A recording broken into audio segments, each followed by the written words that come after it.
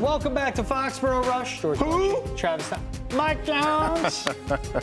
We'll see. Are there any? Oh, there's Marcus Jones still on the page. There's a Marcus Jones. He should switch to number 10. Oh, wait, Drake May has it. Oh, just salvage the Mac Jones jersey. You ain't getting 10, buddy. I know, unfortunately, your credit card got run off for a Mac Jones jersey. But Does you know he still what? have it? Does your kid still have it? No, I got rid of it. Nice. I tried to do the tape, and then it didn't work. So what I did was, it was my son's originally, the Mac Jones. The Mac Jones jersey was my son. So I got rid of that because I need my son to be a winner. You know what I mean? Can't be wearing losers.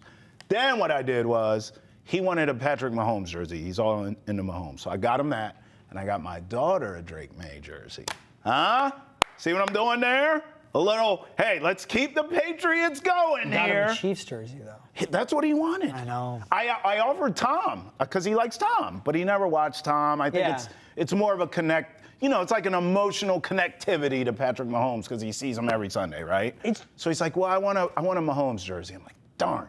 So to keep the Patriots thing going, I said, I know, I'll give my daughter a Drake May jersey. It's the red zonification of kids now. And Super Bowl, he stays up, he gets to watch Super Bowls first half. But growing up, you never saw jerseys outside of where you lived, That's a fact. For me growing up, it was all Giants and Jets. A lot of Giants jerseys, some Jets jerseys. It was Redskins for me at the time. They were called Redskins. Don't cancel me, okay? Sorry. Right, I mean, what do you want from me? Hit the dump button. Right.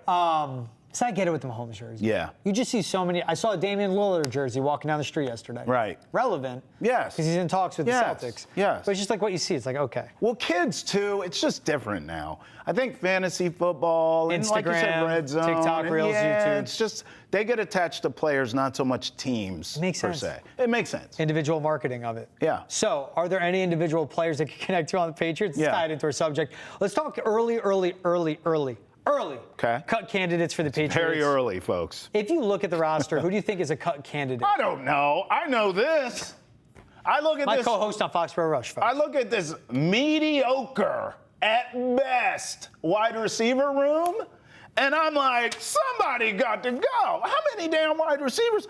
Most teams keep 5 or 6, right? Mm-hmm. Okay. I mean, bro, someone's got to go.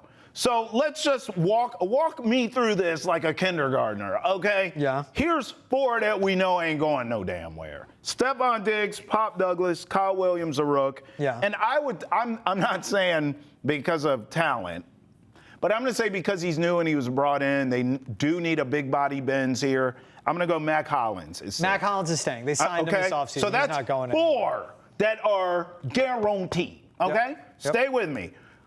Listen to the rest of the names. Butte, Bourne, Polk, Baker, Chisholm, who everyone loves. Somebody got to go, don't they? He'll get practice squatted after Chisholm. Someone has to go. I think it's going to end up being a Keyshawn Boutte or Javon Baker. That's cut? That's the easy answer, yeah.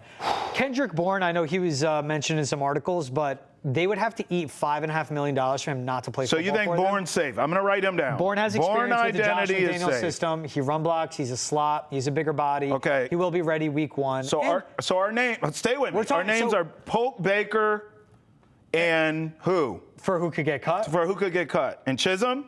No, Chisholm gets practice squad. Okay. This is who gets cut in training camp. Kendrick Bourne could get traded at the deadline. I wouldn't be surprised. If he doesn't get cut. If he doesn't. Stephon Diggs, Kendrick Bourne, Mac Hollins, Kyle Williams, and Jalen Polk, I think are safe. Okay, Polk's safe. But I would put Polk over Demario Douglas for sure, though. What? I mean, I'll put Demario Douglas over Polk, excuse me. Yes, hell yeah. There's 6 guys that are safe. Someone will be inactive on Sunday. Okay, hold on. All right, so then you have Diggs, Pop, Kyle, Hollins, Bourne, and Polk that are safe. Then Baker or Butte, they're both gone. Yeah. Javon Baker he couldn't be active on Sundays, let alone get on the field. And with Keyshawn Boutte, he was the best receiver on a really bad offense. It's not saying much, and he was the only downfield receiver, again, on a really bad offense. I don't read too much into his production last year. He's cheap. Only reason they'd keep him, but I just don't think he has all that. If you're Mike Vrabel and you're about the culture and you're about committing to the team, I don't think Javon Baker or Keyshawn Boutte make the cut. Man. Character matters. And that's what Stephon Diggs. But that's what you get with Kendrick Bourne, That's what you get with the Kyle Williams. That's what you get with Damari Douglas character there. This wide receiver room stinks, y'all. Still does. I'm sorry. It's a multi-year rebuild. Diggs, Pop Douglas, Kyle Williams, Mac Hollins, Bourne, and Polk. That's why I want to see them double dip in the pass catching in this draft. Yes. I wanted to get multiple weapons. They Me got too. Travion Henderson, of course, in the second round. Yes. Got Kyle Williams in the third, which is fine. Yeah. But there needed to be another pass catcher agree. drafted at some point in this one. Not Efton Chisholm.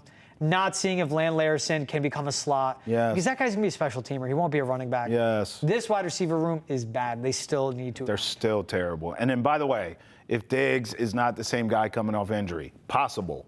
Or he gets hurt again, possible. I mean, you're running it back essentially with the same group. Dire straits. But what could change is if a team is in need of a certain position, or if you think, like Terry McLaurin is still out there. He is. I would give up a second rounder for him, and I would pay him. But then does the money make sense when you have Christian Gonzalez, who's about to get paid next year, Yeah, and then Drake May on the cusp of getting paid himself? cross that bridge when you come. Yeah, Keon right. White. Like cross that bridge when it comes, because if Yes. you have a Stephon Diggs, a Terry McLaurin, a Pop Douglas, a Kyle Williams, all of a sudden now you're like, this isn't a half bad wide receiver room. You go from what is this to this isn't half bad. I don't know. I would pay him. Also, you don't necessarily have to sign him to a long-term deal. It's cash that he wants. Yeah. So you give Terry a 3-year deal and give him the money. Yes. Right? Yes. I mean, you don't have to sign the guy to a 7-year deal here. It's a matter of you'd give him 2 or 3 years. I think it would be 2 real years of that contract, Yes. guaranteed money. And then you're still in good shape for Gonzo and Drake, I'm saying. And then when McLaurin's up, yes. And then Right. you're paying Kyle Williams at that point, which is fine. You got to make all the timing It work makes on everything. sense. We'll see. We'll see.